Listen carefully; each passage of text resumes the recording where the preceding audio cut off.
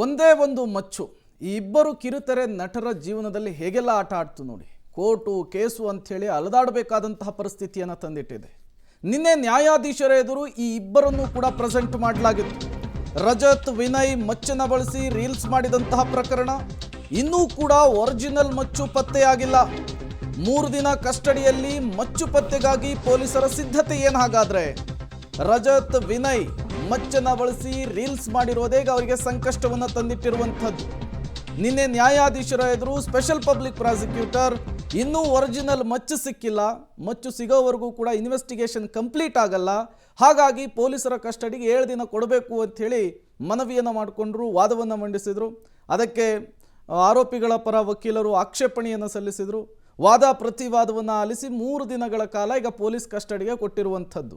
ಮತ್ತೊಂದು ಕಡೆ ಪೊಲೀಸರು ಈಗ ಒರಿಜಿನಲ್ ಮಚ್ಚಿಗಾಗಿ, ಇವರು ಬಳಸಿದಂತಹ ಮಚ್ಚಿಗಾಗಿ ತೀವ್ರ ಹುಡುಕಾಟವನ್ನು ನಡೆಸ್ತಿದ್ದಾರೆ ಅನ್ನೋದು ಗೊತ್ತಾಗ್ತಾ ಇದೆ.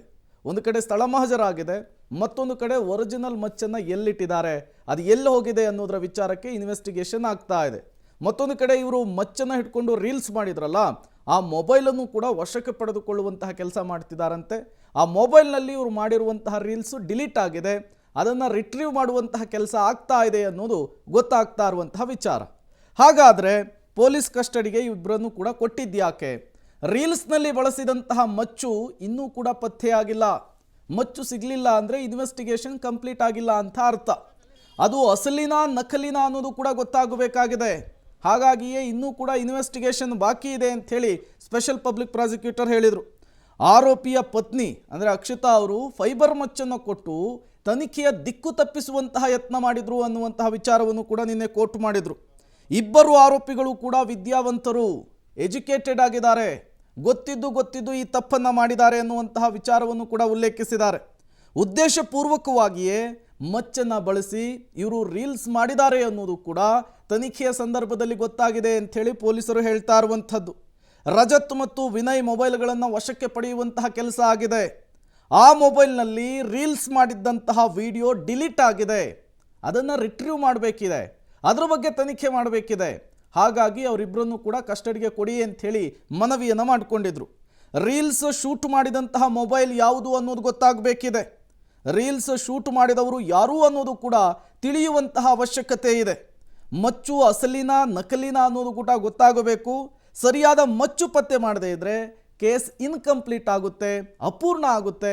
ಹಾಗಾಗಿ ಇವರನ್ನು ನಮ್ಮ ಕಸ್ಟಡಿಗೆ ಕೊಡಿ ಅಂಥೇಳಿ ನಿನ್ನೆ ಸರ್ಕಾರಿ ವಕೀಲರು ವಾದವನ್ನು ಮಂಡಿಸಿದರು.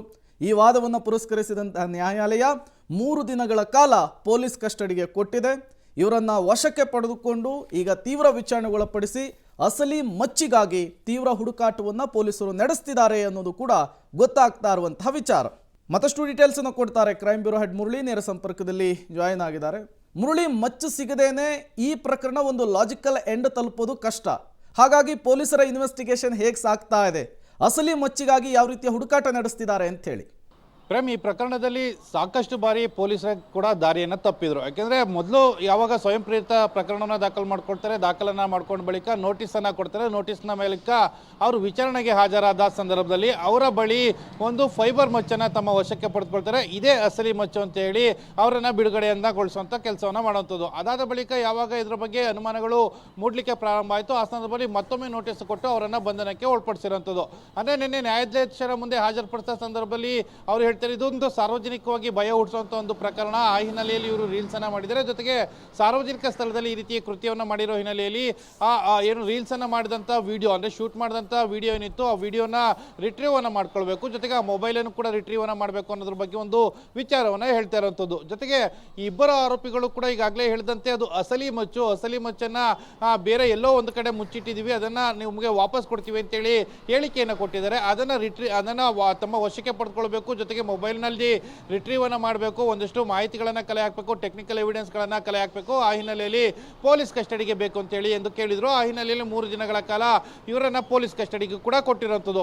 ಅದನ್ನು ಹೊರತುಪಡಿಸಿ ಈಗ ಸ್ಥಳ ಮಹಜರ್ ಇರ್ಬೋದು, ಜೊತೆಗೆ ಹೇಳಿಕೆಗಳನ್ನು ಪಡ್ಕೊಳ್ಳುವಂಥ ಇರ್ಬೋದು, ಎಲ್ಲನೂ ಕೂಡ ಮುಕ್ತಾಯಗೊಳಿಸಿದರೆ ಮತ್ತು ಸಾಕ್ಷಿಗಳ ಹೇಳಿಕೆಗಳೇನಿತ್ತು ಆ ಸಾಕ್ಷಿಗಳ ಹೇಳಿಕೆಗಳನ್ನು ಕೂಡ ದಾಖಲೆ ಮಾಡಿಕೊಂಡು ಬಹುತೇಕ ನಾಳೆ ಸಂಜೆ ಅವರನ್ನು ಕೋರ್ಟ್ಗೆ ಹಾಜರುಪಡಿಸ್ತಾರೆ. ಕೋರ್ಟ್ಗೆ ಹಾಜರುಪಡಿಸಿ ಮತ್ತೆ ನ್ಯಾಯಾಂಗ ಬಂಧನಕ್ಕೆ ಕಳಿಸುವಂಥ ಕೆಲಸಗಳನ್ನು ಪೊಲೀಸರು ಮಾಡುವಂಥದ್ದು.